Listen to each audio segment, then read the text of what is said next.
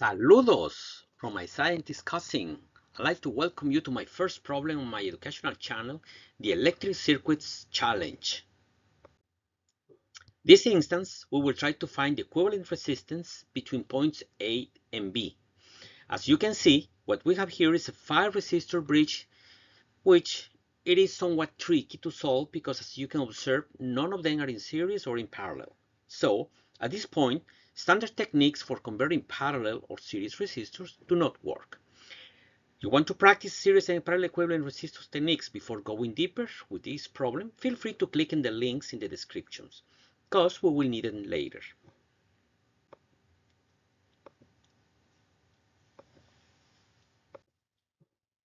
In general, there are 3 methods for solving this type of problem. The first one, which I call the standard method, we will use the source to generate a current throughout the circuit.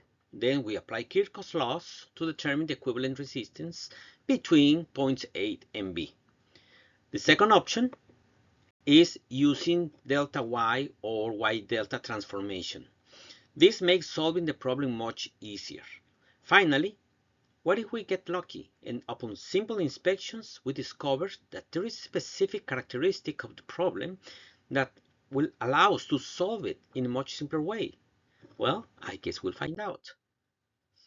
Let's start with the standard solution. Using Kirchhoff's law, we will apply this voltage law, which states that the sum of all potential differences in a closed loop, it's always 0. We can identify 3 loops with 3 currents, I1, I2, and I3. Let me see.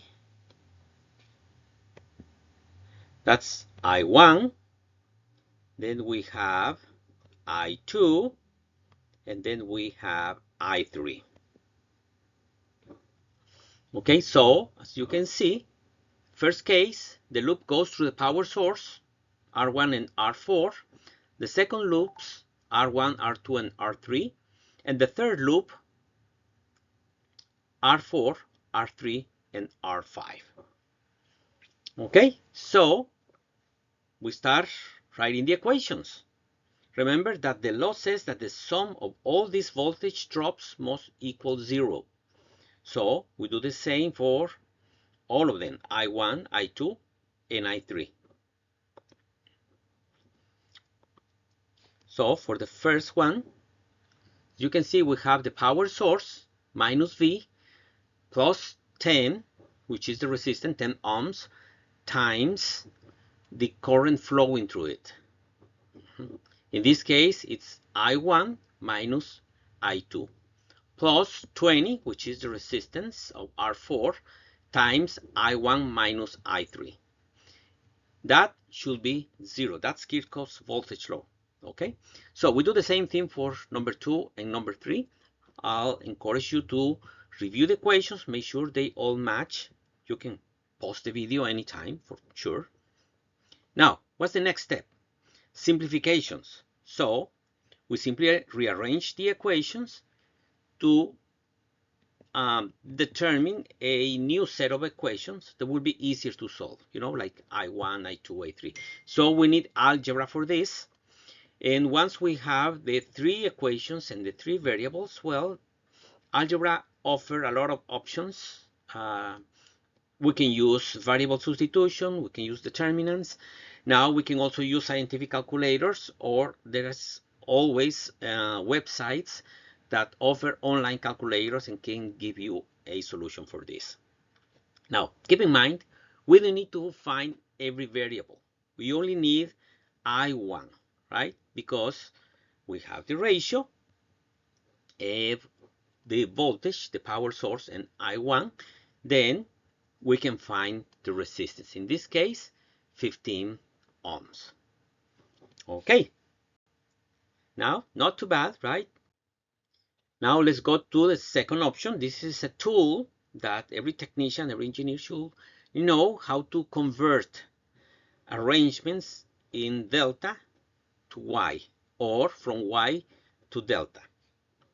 So it's a reduction trick in which we identify, in this case, we identify there is a delta here. So we replace that delta for a y. As you can see, this makes things a lot easier, right? Now we have two series resistors here, another two series resistors here, and these two branches are in parallel. And this branch is also in series with the other resistors, right? Now, it's not just drawing the new resistance, we need to recalculate. So R1, R2, and R3 should be converted to what we will call RB, RA, and RC. For them, we use the formulas. We substitute the values. So as you can see, RA is 2 ohms, RV 4 ohms, and RC 2 ohms, right? Now that we have a simple circuit, we just need to remember the parallel and series resistors techniques. So we have 20 and 2, which are in series. That's 22. We do the same thing with the other branch. Now that we have two branches in parallel, we know that in this case it will be 11, right? And 11 plus 4 will give us 15, which is consistent with the result we already had. Okay, now simple inspection. Sometimes we got lucky. That's simple, right? So this should have been the first explanation, but I didn't want to skip the formal way to resolve these problems. Okay, so what is here that makes this problem interesting? Well, as you can see, R1 and R2 are equal, and R4 and R5 are equal. So that means that the voltage V1 and V2, they're also equal, right? Therefore, the current here is 0. If the current here is 0, that means R3 is irrelevant. There is no drop potential here. So we can replace this with an open circuit, right? So we do this, we find R1 and R4 series, R2 and R5 are series. Both of them are in parallel. So we apply this parallel and series techniques. We find that R between A and B, so the equivalent resistance is 15 ohms, right? Pretty easy. Of course, as I said before, if there is no symmetry, which is very common, we have no choice but to use either the delta Y conversion or Kirchhoff's law. I hope this presentation has really clarified this topic for you and serve as preparation for the challenges ahead. Please share, like, and subscribe to receive alerts of the new problems. I wish you all the best.